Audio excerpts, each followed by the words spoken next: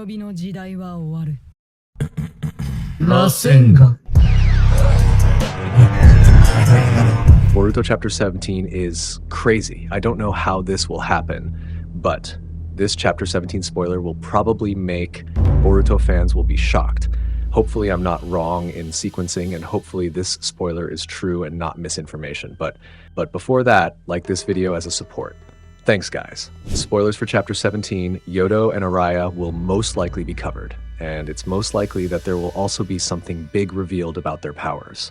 But for sure, there is something interesting. And the next spoiler that this Rai says will make you shocked, guys. I don't know how this will happen, but I'm definitely looking forward to this. Damon wants to fight Jura to prove himself as the absolute strongest. I just made a vote if Damon will fight against Jura to prove who is the strongest. But in your opinion, if Jura intended to use a Biju bomb like when he destroyed Code's arm and also left Boruto on the brink of death, would it backfire on him if he fights against Damon? And just imagine what would happen if Jura attacked Damon the same way he left Code and Boruto on the brink of death. Would it really be that easy for Damon to reflect Jura's attack? Damn. I really want to see what would happen if Damon wanted to prove himself and his strength. But believe it or not, guys, before this happens, Mamushi would likely target Eida first as someone he plans to devour. Besides wanting to prove his own strength, Damon would also have to protect Eida from Mamushi's threat. If in Chapter 17, Damon really does this and ends up losing to Jura, it would be a bad situation for Eida, especially if Eida doesn't have any other abilities to fight. And honestly, Eida's powers are still very mysterious, Frank, aside from her ability to manipulate human minds. Could she also have a hidden power if she eventually has to fight Mamushi? What do you guys think? Oh yeah, Chapter 17 is called Child of the Beast. Maybe it's more accurately representing a divine tree man who is currently seeking knowledge in Konoha, Jura. And speaking of Jura, who is currently in a bookstore, are you sure if Jura is not doing anything else other than in a bookstore? Or is he going to visit some places in Konoha? I really can't wait to see this. Next. Boruto is with Kashin Koji in their hideout, the place where Team 7 and the Suna Shinobi fought Ryu and Matsuri. Will Kashin Koji hold Boruto back and keep him in the hideout without offering any help to them against Ryu and Matsuri? But either way, Boruto and Koji are currently being targeted by Jura. If Boruto forces himself to fight Ryu or Matsuri to help Team 7, this could be a major trigger for Jura to show up on the battlefield. Honestly, I really hope Boruto ends up fighting them. But if Boruto doesn't join the fight against the Shinju, I hope Team 7 and the Suna Shinobi can hold their own against the two. 5 versus 2. I'm confident they can defeat Ryu and Matsuri. But if there's interference from Mamushi or Jura, I'm not so sure this will work out. One thing's for sure though, if Boruto doesn't show himself and help Konoha, Jura will likely stay out of it. What do you guys think?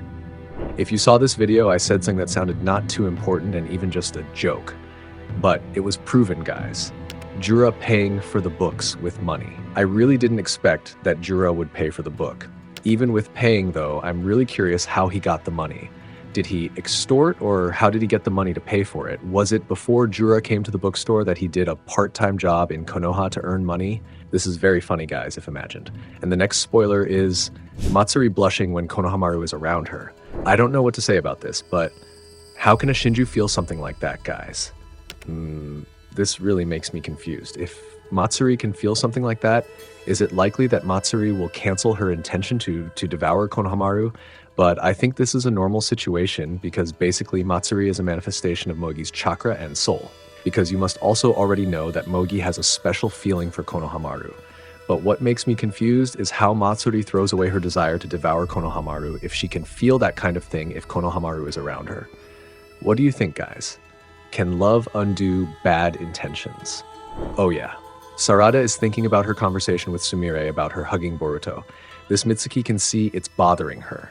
For this, it doesn't seem too important, guys, so we should move on to the next spoiler.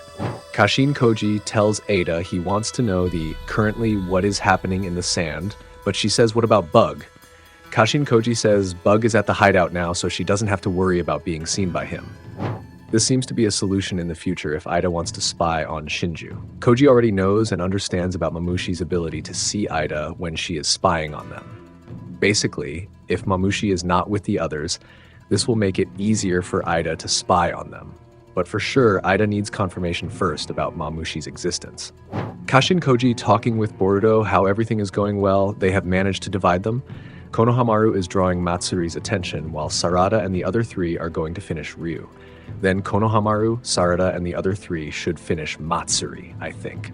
Boruto asks how high are the chances of failure.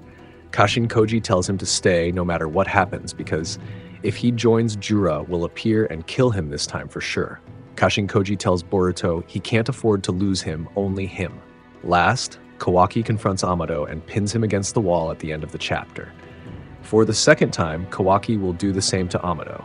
And maybe if Kawaki's anger is triggered because Amado secretly implanted the karma mark on him without his knowledge, this time Kawaki might force Amado to remove his limiter.